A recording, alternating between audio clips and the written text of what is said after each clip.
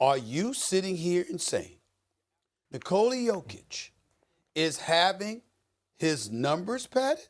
Is that what you're saying? You heard what the hell I said. So I really struggle to feel super excited about this MVP, but it's like I can't unsee what I'm watching with Joel Embiid. I can't unsee what I'm watching with Giannis. If I got to take a big man first and I have to start a team and build it around him, it'll be Joel Embiid for me.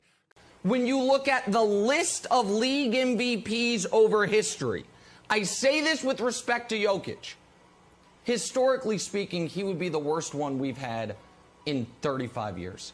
Jokic, at times, to me, is a little slow, a little lethargic, and when you get to the offensive end of the floor, Joel Embiid is the guy that you and Stephen A would take. People are going to quickly realize I was right about this all along. Well, the Joker has finally done it, as the Denver Nuggets, yes, the Denver Nuggets, are your NBA champions. And for this championship run, it wasn't your average title run with really good above average play. Jokic in this run was dominant from start to finish. And in my lifetime, for the best playoff runs of all time, he's up there with LeBron James, Kobe, Shaq, even Tim Duncan. And looking at recent history, with Kawhi in 2019, even Giannis in 2021, I think Jokic this year was better and more impressive than those runs. As for the entire playoffs, he averaged 30, 13, and 10 on 50, 40, and 80 splits. And for his Denver team, led them in every category except steals. Now, of course, those numbers, everyone understands, they're fantastic and definitely impressive. But combining that individual play with the team's dominance, it takes this run to a different level. As Denver the past two rounds, in the West Finals and NBA Finals, had a staggering 8-1 combined record. And for the entire postseason, not once was forced to a Game 7.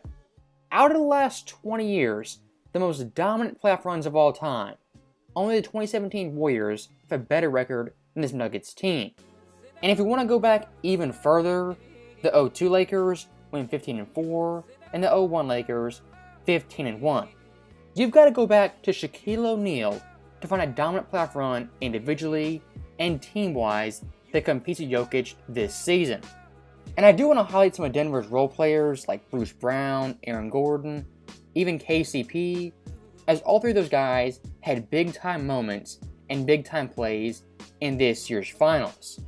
And for those guys along with Jokic, Jamal Murray, this championship is vindication on all levels.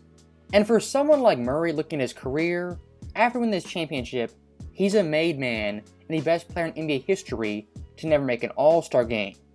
And looking at him and Jokic, they're the only duo in NBA history to average 25, 5, and 5 in a playoff run all time. I can't think of a fan base more deserving of an NBA championship. As pre-Jokic, what did Nuggets fans have as their defining playoff moment? Maybe Carmelo in 09 taking Kobe to 6 games, but past that, it was Mutombo in the mid-90s beating the Seattle Supersonics as the 8th seed. And looking back at Jokic, the debates and narratives we had just 2 years ago after this playoff run have gone ice cold. And it's no coincidence when finally as a healthy team, he once again goes deep in the playoffs and wins a championship. For the Kendrick Perkins of the world, the Nick Wrights, what I think they're going to shift to and pivot to is that Jokic finally, quote-unquote, proved them wrong, and they're going to deflect by saying that now with this championship, he's vindicated. And to a degree, that is true. But what these guys were saying had no basis about championships or winning a title. These guys' narratives are downplaying Jokic as an individual player, a worthless MVP, and a shameless stat pattern. Don't let them fool you. This championship obviously proves them wrong. But Jokic before this, just making the finals had obliterated all their narratives. Even looking past that, a Jokic in the playoffs for his entire career, his individual play destroys their narratives. As even before 2023, looking at last year, he was a walking 31-13-6 on 58% shooting. The year before that, 30-12-5 on 51% shooting. Jokic has always been a great player in the playoffs. That's why seeing someone like Joy Taylor give Embiid props for his playoff play while downplaying Jokic and his MVPs is just cringe to watch and one of the worst takes you'll ever find. And looking at this year's championship run once again, Jokic in the playoffs led the entire postseason in scoring, assists, and rebounds. The only player in NBA history to ever accomplish that. That is the icing on the cake, just the chef's kiss to Jokic's season this year, as both him and Murray undoubtedly are two of the best playoff risers in league history, compared to someone like Embiid and Harden, who historically are the anti-Jokic and anti-Murray. And looking at Denver's roster, I'm not going to jinx or jump the gun, but their core is going to be intact for a while, as Jokic is only 27, Murray's 25, Gordon's 27, MPJ is 24, and KCP isn't even 30. That core right there is going to be together for the next 2 to 4 years at minimum. Of course, they'll add pieces here and there, tweak the lineups, they'll improve in some aspect or another. But that core right there has potential to win at least one championship in the next 3 years. I'm not going to crown them as the next dynasty, the Showtime Lakers. All I'm saying for Denver fans, you should be very excited and very hopeful going into the mid-2020s. As looking at the Western Conference and the landscape, past Denver, it's pretty slim pickings.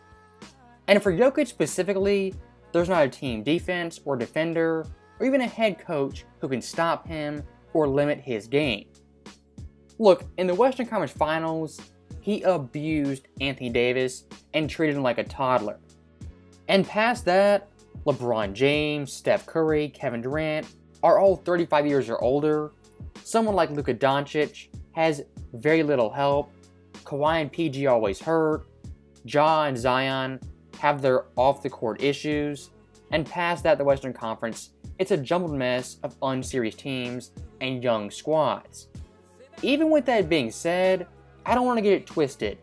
Denver in this playoffs played some very tough and admirable competition, as in the first round, they played 3 borderline all-stars, that being Gobert, Ant, and Towns. And that team top to bottom was a top 10 defense. Even looking at Phoenix, 2 all-stars in KD and Booker. And before the series, with KD in the lineup for 11-1 entering this series. And many forget, Phoenix in that series was favored to upset and beat Denver. Look at the West Finals. Once again, 2 All-Stars, LeBron and AD. And coming into the series, Lakers fans, the media, were crowning that team as the eventual NBA champions, as a round prior, they beat Steph Curry and dethroned the Warriors. Now, looking to the NBA Finals, well, they beat an 8th seed, it was weak. That 8th seed they beat took down Boston and Milwaukee, the 2 favorites out of that conference. I can almost guarantee you, someone on ESPN or Fox Sports, the next week or two is going to say this run was weak and there was no comp. I am almost guaranteeing you that narrative will be out there in the mainstream media. Now, speaking of the media, one of their big time talking points has been Jokic, his popularity, and ability to be marketed. And look, that conversation, it's a fair one to have. As your average Joe off the street, you're a non-NBA fan who just watches basketball once a week. When you look at Jokic, how could you think this guy is the best player in the world in a sport in the NBA that has the best athletes? Even for myself to a degree, it's kind of perplexing how this big Serbian dude, he's light on his feet, can shoot 40% from deep, make every pass in the book, so good.